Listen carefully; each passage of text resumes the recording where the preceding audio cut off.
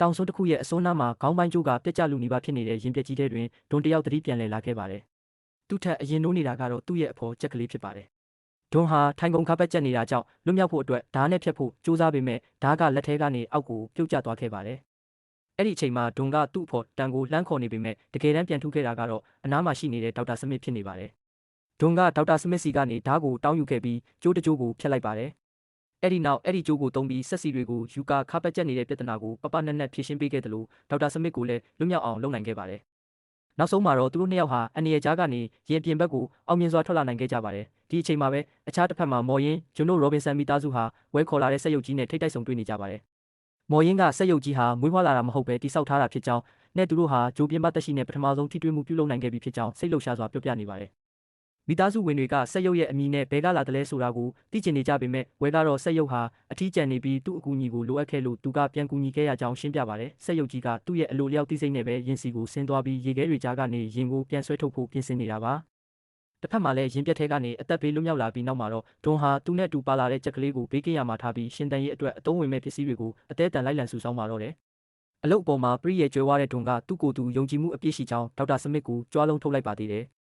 သူကပြင်နိုင်လားလို့မေးလာရင်အဖြေကအမြဲတမ်းပြင်နိုင်တယ်ပဲတကယ်လို့မပြင်နိုင်ရင်တော့မှကရိယာမစုံသေးလို့ပါဆိုတဲ့သူ့ရဲ့အလုပ်သဘောလှည့်ကွက်တွေကိုပြောပြရင်းပစ္စည်းတွေကိုတင်ဆေးနေခဲ့တာပါဒီအတိုင်းငြိမ်နေလို့မရမှန်းသိတဲ့ဒွန်ဟာအနီးအနားမှာအသက်ရှင်ကျန်ရစ်သူတွေရှိရင်သိအောင်လို့အချက်ပြမိတစ်ခုကိုကောင်းကင်ပေါ်ပြစ်လွတ်လိုက်ပါတယ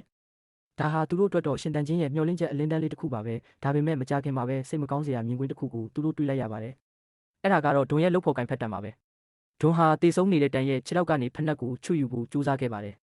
ဒွန်ကသူ့အနေနဲ့ရှေ့ဆက်ပြီးအခြားလူတွေကိုထပ်ပြီးမြုပ်နှံစရာမလိုအောင်စူးစမ်းရအောင်မယ်လို့ဆိုကဒေါက်တာစမစ်ကိုတန်ရဲ့အလောင်းကိုဒီမှာပဲမြုပ်နှံပေးဖို့အကူအညီတောင်းပြီးထွက်ခွာသွားခဲ့ပါတယ်။ဒါပေမဲ့ဒီမျိုးသမီးကတွန်းထင်တယ်လို့အလောင်းမြုပ်မဲ့အစားရင်ပြက်ထဲကတံမိုးရှိတဲ့ပစ္စည်းတွေကိုပဲလိုက်ရှာနေခဲ့တာပါ။အဲ့ဒီမှာတင်သူမဟာတကယ်ဒေါက်တာစမစ်အစ်စ်ရဲ့အသုံးဆောင်တွေနဲ့အထောက်အထားတွေကိုရှာတွေ့သွားပါတယ်။သူမရဲ့မျက်လုံးတွေကအယောင်တောက်သွားပြီးဒီအထောက်အထားတွေကိုသုံးကသူမရဲ့အတိတ်ကိုဖျောက်ပြီးဒေါက်တာစမစ်အဖြစ်ဘဝသစ္စာဖို့လှည့်ကွက်တစ်ခုကိုစတင်လိုက်ပါတော့တယ်။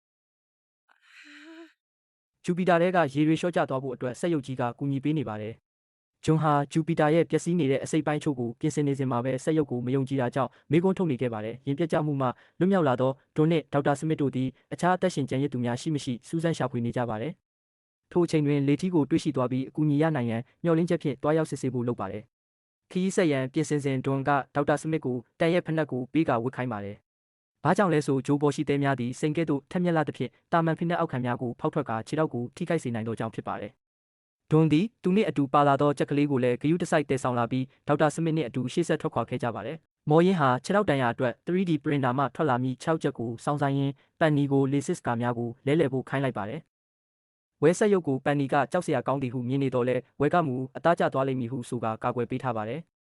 ထိုစဉ်ဂျွန်ကလည်းပန်နီကိုရေပိုက်များအေးခဲနေသည်ကိုစစ်ဆေးခိုင်းလိုက်ပါတယ်။ဂျူဒီကလည်းသူမ၏အသက်ကိုကယ်တင်ပေးခဲ့သည့်အတွက်ဆက်ရုပ်ကိုကျေးဇူးတင်စကားပြောကြားခဲ့ပါတယ်။မော်ရင်ခြေထောက်ကျက်အဆင်သင့်ဖြစ်သောအခါသူမသည်ပြန်လည်လမ်းလျှောက်နိုင်လာပြီးဝမ်းသာသွားကြပါတယ်။မော်ရင်နှင့်ဂျွန်တို့ကြားတွင်လည်းညွှန်ကြားမှုများအတွက်သဘောထားကွဲလွဲမှုများရှိနေပါတယ်။တယောက်တည်းဖြစ်တင်ကြောင်းနဲ့မော်ရင်ကသူမသားဖြစ်တင်ကြောင်းပြောပါတယ်။ပန်နီဟာရေဒါမှတဆင့်အခြားသောဂျူပီတာအာကာသယာဉ်တစ်စင်းရဲ့ပောက်ကွဲမှုကိုအကြောင်းကြားပြီးနောက်အသက်ရှင်ကျန်ရစ်သူများကိုကယ်ဆယ်ဖို့ဖြစ်လာပါတယ်။ဂျွန်ဟာ 3D printer ထံသို့တွားရောက်တော့လဲသူလိုအပ်သောကိရိယာမှာကိုလိုနီ၏ဘေးကင်းရေးစည်းမျဉ်းများနှင့်မကိုက်ညီသဖြင့်ထုတ်မပေးနိုင်ကြောင်းဆက်မှအကြောင်းပြန်ပါတယ်။ထိုစဉ်ခီးမထွက်ခွာမီမော်ရင်သည်ဂျူဒီကိုဂျူပီတာယာဉ်အားရေခဲပြင်တွင်းမှလွတ်မြောက်စေရန်အဆင့်ဆင့်လှုပ်ဆောင်ရမည့်အစီအစဉ်များကိုတေချာစွာမှာကြားခဲ့သလိုပန်နီကိုတာဝန်များပေးအပ်ခဲ့ပါတယ်။တစ်ဖက်တွင်လည်းဂျွန်ဟာစက်ရုပ်ကိုတန်တရားရှိသောကြောင့်ကယ်ဆယ်ရေးခီးစဉ်တွင်ဝဲကိုသူ၏စက်ရုပ်ကိုပါခေါ်ဆောင်လာရန်ပြောခဲ့တယ်။မော်ရင်ကမူထိုဆက်ရုပ်သည်ဝဲနှင့်ဂျူဒီတို့ကိုကယ်တင်ခဲ့မှုသည့်အတွက်ယုံကြည်မှုတည်ဆောက်ပြီးသားဖြစ်ကြောင်းရှင်းပြခဲ့ပါတယ်။တစ်ဖက်တွင်လည်းဒွန်နှင့်ဒေါက်တာစမစ်တို့သည်ကြမ်းတမ်းသောခရီးကိုအတူတူဖြတ်တန်းရင်းစကားစမြည်ပြောဖြစ်ကြပြန်ပါတယ်။ဒွန်ကဒေါက်တာစမစ်ကိုဘလို့ဆရာဝန်မျိုးလဲဟုမေးရသူမကစိတ်ပညာရှင်တဦးဖြစ်ကြောင်းပြောပါတယ်။ဒွန်ကတော့စိတ်ပညာရှင်အလုပ်ဆိုတာကို9မိနစ်အတွင်းသူတို့ဘာတွေကြုံနေရလဲဆိုတာကိုပြောရုံလောက်ပဲဆိုပြီးသူမရဲ့လက်ဆွဲကိုကြည့်ကသူမမောင်ဟာမှတ်လားဆိုပြီးခံမှန်းပြခဲ့ရသူမကဒါရှင်းအလုပ်မဟုတ်ဘူးဟုဆိုကစိတ်နှောက်ယှက်ဖြစ်သွားပါတယ်။သူတို့ဟာသတိလစ်နေသောအန်ဂျလာကိုတွေ့ရှိခဲ့ကြပြီးသူမကိုကယ်ဆယ်ရန်ကြိုးပမ်းနေကြပါတယ်။ဒွန်ဟာနောက်ထပ်ကယ်ဆယ်ရေးအချက်ပြမိအားထပ်ပစ်လွတ်လိုက်ပါတယ်။နောက်ထပ်အသုံးပြုဖို့ခွင့်ရေးဟာတစ်ခေါက်သာရှိပါတော့တယ်။တစ်ဖက်တွင်လည်းဂျွန်နဲ့မော်ရင်တို့သည်အခြားသောဂျူပီတာပြက်ကျရာနေရာသို့ရောက်ရှိသွားကြပါတယ်။သူတို့ကိုယ်တိုင်လည်းဒီလိုဘေးမျိုးကြုံခဲ့ရနိုင်တာကိုသတိပြုမိကစိတ်မကောင်းဖြစ်နေကြပါတယ်။ပန်နီသည်ယင်း၏အပေါ်ထပ်သို့တက်သွားစဉ်ကောင်းကင်တွင်ထူးဆန်းပြီးကြောက်စရာကောင်းသောမုန်တိုင်းတစ်ခုတက်လာသည်ကိုတွေ့ရှိသွားပါတယ်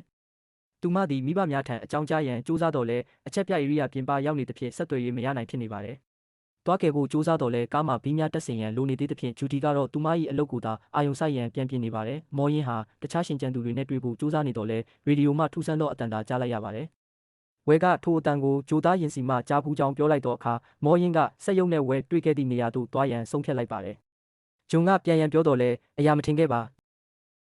ဂျွန်ကဒဏ်ရာရနေတဲ့အမျိုးသမီးကိုတည်သွားဖို့ဝေခွဲမရဖြစ်နေပါတယ်။သူမကိုတည်သွားရင်ခီးနေတော့မှဖြစ်လို့စွန့်ပစ်ခဲ့ဖို့စဉ်းစားပေမဲ့နောက်ဆုံးမှာတော့စိတ်မချနိုင်ပဲကဲတင်ဖို့ဆုံးဖြတ်ခဲ့ပါတယ်။ဂျွန်ကသူဟာလူသားချင်းစာနာတတ်သူမဟုတ်ပဲစုကြီးငွေရဖို့ပဲစိတ်ဝင်စားကြောင်းဟန်ဆောင်ပြောဆိုတော်လဲဒေါက်တာစမစ်ကတော့ဂျွန်ဟာစိတ်ရင်းကောင်းသူတဦးဖြစ်ကြောင်းသိမြင်နေပါတယ်။ပန်နီဟာသူမရဲ့အမရေခဲတဲ့ပိတ်မိခဲ့တုန်းကဘာမှမတတ်နိုင်ခဲ့တဲ့စိတ်ဒဏ်ရာကြောင့်တွေဝေငင်းငိုင်နေတာကြောင့်တယောက်တည်းဆုံးဖြတ်ချက်ချကထွက်လာခဲ့ပါတယ်။ဂျွန်နဲ့ဒေါက်တာစမစ်တို့ဟာဒဏ်ရာရထားတဲ့အမျိုးသမီးကိုခေါ်ဆောင်ပြီးခီးဆက်နေကြပါတယ်။ဂျွန်ကမုန်တိုင်းနီးလာပြီဖြစ်ကြောင်းသတိပေးလိုက်တဲ့အခါစမစ်ကသူတို့ဘလောက်အထိခီးဆက်နိုင်မလဲဆိုတာကိုစိုးရိမ်တကြီးမေးမြန်းနေပါတယ်။မော်ရင်နဲ့ဂျွန်တို့ဟာပြက်ကျနေတဲ့ဂျိုသားရင်တစင်းကိုတွေ့ရှိလိုက်ရပါတယ်။အပြင်ဘက်မှာတော့ဝဲဟာဂျိုသားရင်ပြန်ရဲ့ပျက်စီးနေတဲ့အစိပ်ပိုင်းတစ်ခုကိုဆက်ရုပ်နဲ့အတူတူမတော်တဆထိတွေ့လိုက်တဲ့အခါဆက်ရုပ်ရဲ့အမြင်အာရုံကနေတဆင့်ဝေဆိုအာကာသစခန်းကိုတိုက်ခိုက်ခဲ့သူဟာဒီဆက်ရုပ်ကြီးကိုယ်တိုင်ဖြစ်နေတာကိုထိတ်လန့်ဖွယ်မြင်တွေ့လိုက်ရပါတယ်။ရင်အတွင်းထဲမှာဆက်ပစ္စည်းများအလုံးလုံးလာပြီးမြေပုံတစ်ခုကိုမော်ရင်တွေ့လိုက်ပါတယ်။သူမဟာသူတို့ဟာငကားငွေတန်းပြင်ပကနေရာတစ်ခုရောက်နေကြောင်းနဲ့ရက်ဆိုလူဟာသူမတို့တည်ထားတဲ့သိပ္ပံပညာနဲ့ဒီအထိမစွမ်းနိုင်ဘူးဆိုပြီးမယုံကြည်နိုင်အောင်ဖြစ်နေပါတယ်။ဝဲဟာထိတ်လန့်ပြီးထွက်ပြေးခဲ့ရင်ဆက်ရုပ်ကိုစမ်းတက်ရန်6ကမ်းပါးနာအထိခိုင်းစေခဲ့ပေမဲ့နောက်ဆုံးမှာတော့ဆက်ရုပ်ဟာအရင်လိုမဟုတ်တော့နားလေခွင့်လွတ်တာကြောင့်ပြန်လဲတားဆီးလိုက်ပါတယ်။မုန်တိုင်းကြီးဆက်ရောက်လာတဲ့အခါဒေါက်တာစမစ်သည်သူမတူဦးရဲ့လွတ်မြောက်နိုင်ရန်အကွက်ကြကြကြံစီပါတယ်။သူမသည်လက်ဆွဲပြောက်သွားသည်ဟုအကြောင်းပြကဒွန်ကိုအာယုံလွဲခဲ့ပြီးအကူအညီသွားရှာမည်ဟုလိန်လေကထွက်ခွာသွားပါတယ်။ဒွန်ကတော့သူမကိုတကယ်ယုံကြည်နေခဲ့ပါတယ်။ပန်နီဟာချယ်ရီရင်ကိုတယောက်တည်းမောင်းနှင်ကမုန်တိုင်းထဲကမိဘရီစီကိုရောက်လာခဲ့ပါတယ်။ကောင်းကင်မှာမိကြီးတစ်ခုလင်းလက်လာတာကိုတွေ့ရတဲ့အတွက်ဂျွန်တို့ကတွားရောက်ခဲ့ဆဲရာမှာဒေါက်တာစမစ်ကိုပဲတွေ့ရှိခဲ့ပါတယ်။ဒေါက်တာစမစ်ကကျမတယောက်တည်းပဲလို့လိန်ညာပြောဆိုပြီးဂျွန်တို့ကိုစွန့်ပစ်ခဲ့ပါတယ်။မုန်တိုင်းထဲမှာကြံရစ်တဲ့ဂျွန်ဟာစမစ်ကသူ့ကိုလက်ဆွဲနဲ့အာယုံလွဲပြီးနောက်ဆုံးမိကြီးကိုခိုးယူသွားမှသိလိုက်တဲ့အခါဒေါသတကြီးအော်ဟစ်ရင်းကြံရစ်ခဲ့ပါတော့တယ်။အဆုံးမှာရောဘင်ဆန်မိသားစုဟာဂျူပီတာယင်စီပြန်ရောက်လာကြပေမဲ့သူတို့နဲ့အတူလိန်ညာတက်တဲ့စမစ်ပါလာခဲ့ပါပြီ။သူမဆက်ရုပ်ကိုမြင်တဲ့အခါသူမတို့ကိုတိုက်ခိုက်ခဲ့သောဆက်ရုပ်ဆိုတာသိသွားပါတယ်။